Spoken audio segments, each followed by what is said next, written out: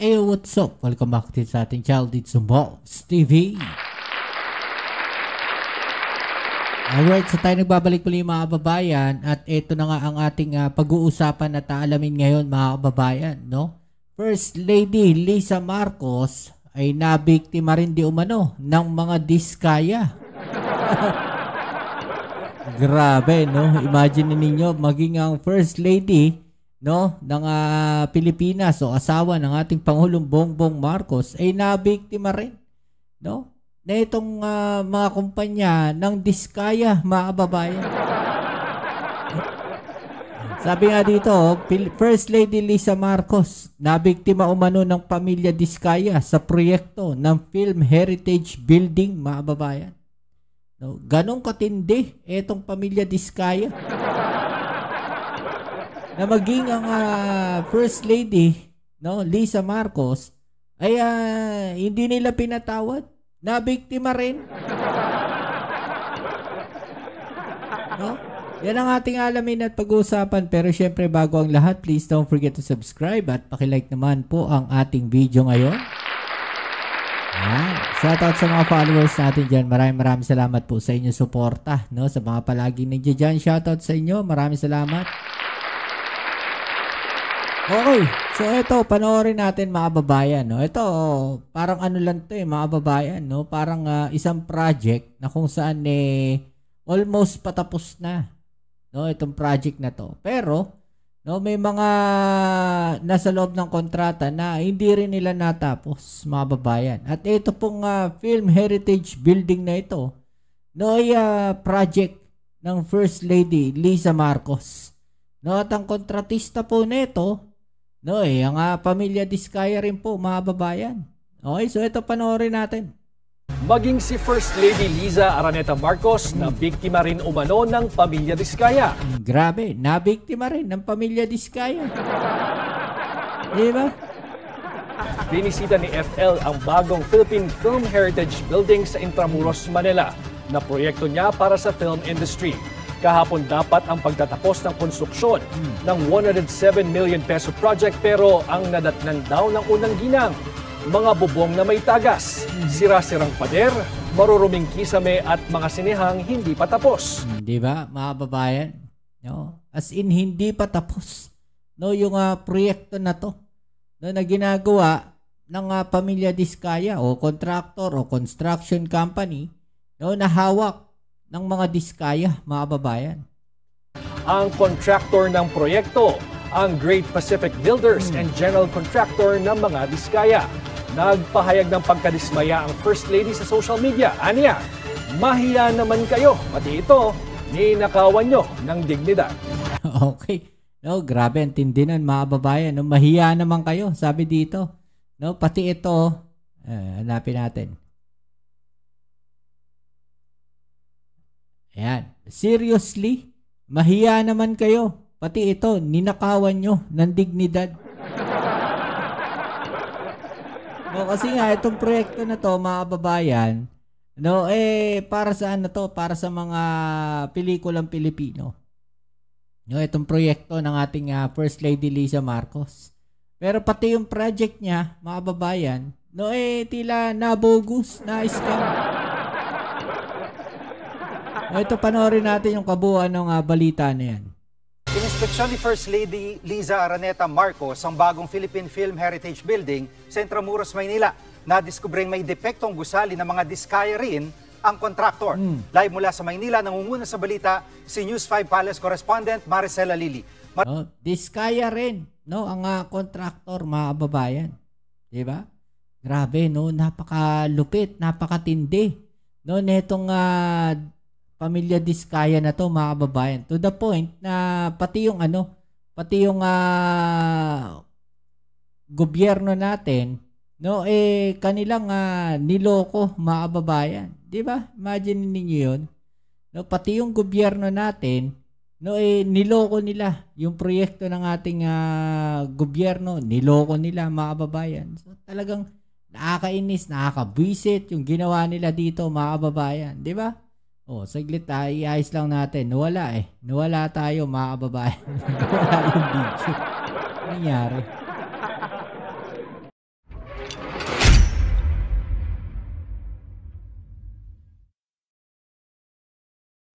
Anong nakitang problema sa gusali? Jiggy, nandito tayo mismo sa loob ng tanggapan ng Film Development Council of the Philippines. Ito yung inayos sana na dapat ngayong araw na ang completion. Pero hanggang ngayon, hindi pa ito tapos. Ipapakita ko sa iyo, Jiggy, yung isa sa mga highlight ng building na ito, which is yung cinema. Ang sinasabi sa atin, September 4, dapat tapos na ito. Pero makikita natin na ongoing pa rin ang construction. At balita natin, isa doon sa mga nakausap natin na construction worker kanina, mukhang target, September 15 pa matatapos. Ako, September 15 na sa tingin ko negative yan sa ganyang itsura. Oh, malabo yan. Dahil pag gagawin, mga babayan, So, hindi na sila umabot sa deadline. Bukod dyan, inikot din ito kanina. Kasama nating nag-ikot si Palace Press Officer Undersecretary Claire Castro. Nakita natin na hindi pulido yung finishing ng elevator. Yung ibang mga kwarto, cement finish instead na naka-tiles, which is supposedly yun yung design na nakalagay dun sa original na plano.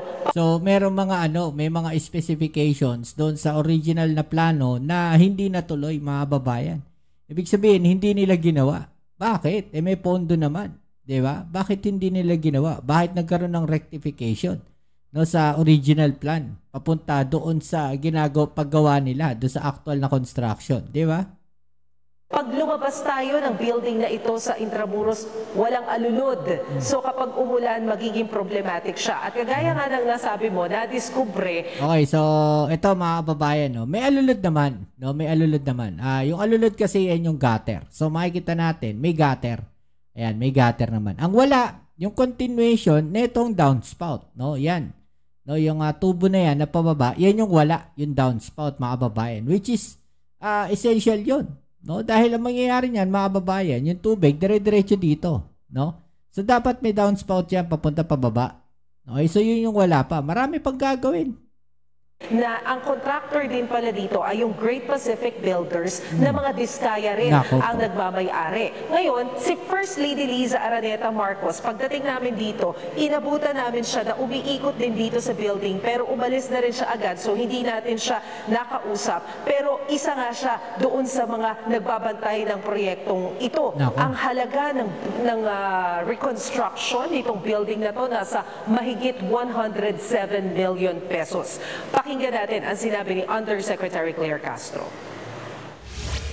Ang isa pang nakikita dito ay malamang na yung ibang kinatawa ng DPWH ay nakikipit sa buhatan sa mga kontraktor.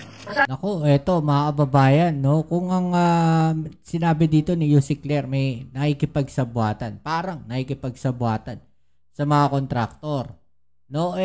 DPWH, ano ba yan? So ibig sabihin mga kababayan, sino ba yung kontraktor?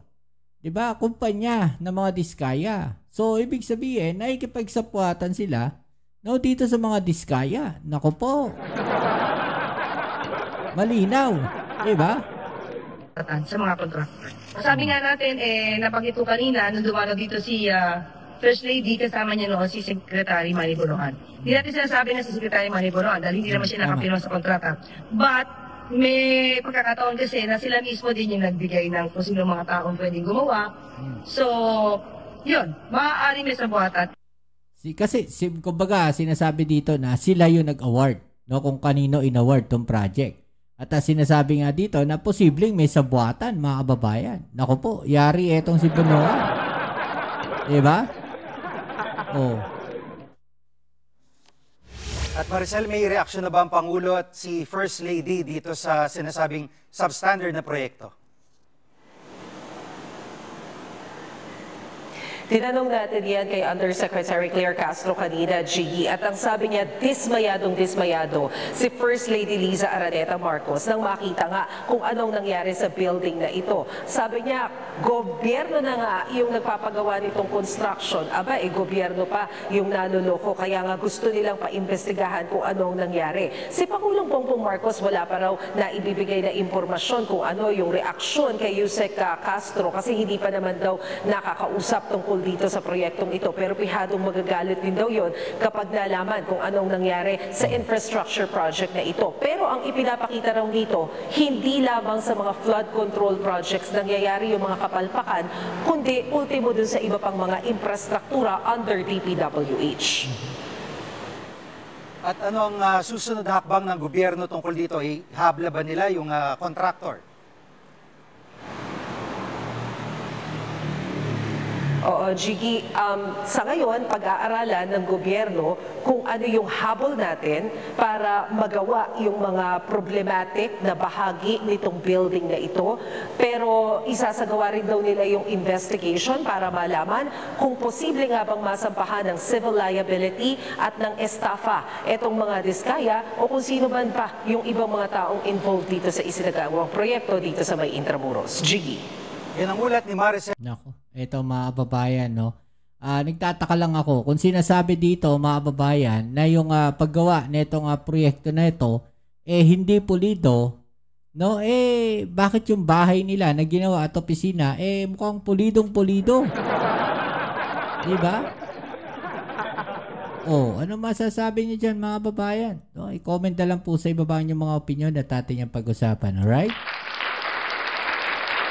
Kaya magagalit ang ating Pangulo dyan, no, sa proyekto na yan dahil mismo nga First Lady yung nagmo-monitor ng project na yan, mga babayan, no, talagang tagilid na, no, itong pamilya Diskaya sa dami ng sablay na nilang ginawa, no, at the same time yung mga flood control projects na yan, no, yan na, ito na yung karma nila, mga babayan. Okay. So yan, muli, kita-kits tayo sa ating next video upload. Maraming salamat sa inyong suporta. Ito po muli ang inyong Kuya Mobs sa Mobs TV. Peace and health.